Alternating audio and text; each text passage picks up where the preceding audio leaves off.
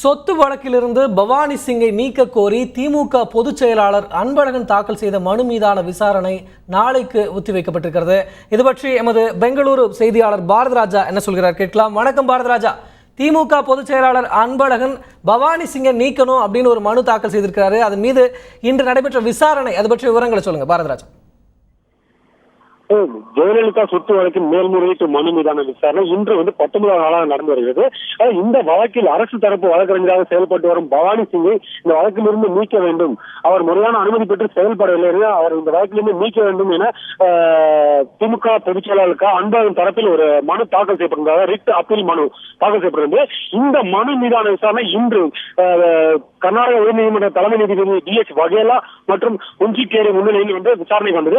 இந்த விசாரணையின் போது இது குறித்து விளக்கமாக பதிலளிக்க வேண்டும் என தமிழக லஞ்ச ஒழிப்புத்துறை சார்பில் ஆஜரான வழக்கறிஞரிடம் கேட்டுக் கொள்ளப்பட்டது.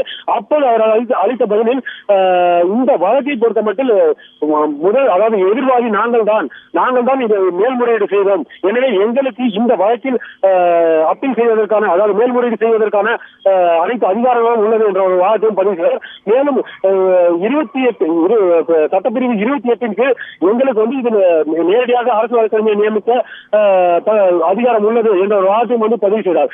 அப்போது இதற்கு கேள்வி அளித்த நீதிபதி எந்த அடிப்படையில், அதாவது ஒரு வழக்கு வேறு மாநிலத்திற்கு மாற்றப்பட்ட பிறகு முழு பொறுப்பும் அந்த மாநிலத்தையே சாரும், ஆனால் இந்த வழக்கை பொறுத்த மட்டும் எப்படி நீங்கள் நேரடியாக அரசு வழக்கறிஞரை மேல்முறையீட்டு விசாரணைக்கு நியமனம் செய்தீர்கள் என்ற ஒரு கேள்வி. இது குறித்து ஏதேனும் இதற்கு முன்பு உச்சநீதிமன்றம் தீர்ப்பை வழங்கியுள்ளதா, அது குறித்து விளக்கமாக ஒரு அறிக்கை தயாரித்து நாளை வாதாடுமாறு கூறி இந்த வழக்கின் விசாரணையை நாளைக்கு ஒத்தி வைத்திருக்கிறார். பாரதிராஜா, இப்ப திமுக பொதுச் செயலாளர் அன்பழகன் தாக்கல் செஞ்ச மனுல இன்னைக்கு நடைபெற்ற விசாரணை பத்தி சொன்னீங்க.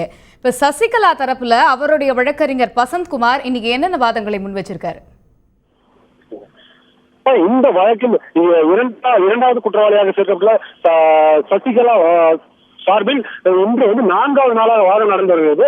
இன்றைய வாதத்தின் போது ஜெயராமன், அதாவது இந்த வழக்கில் சாட்சி அளித்துள்ள ஜெயராமன் அளித்துள்ள சாட்சி வாக்குமூல ஆவணங்களை தற்போது வழக்கறிஞர் பசந்த்குமார் பதிவு செய்வார்.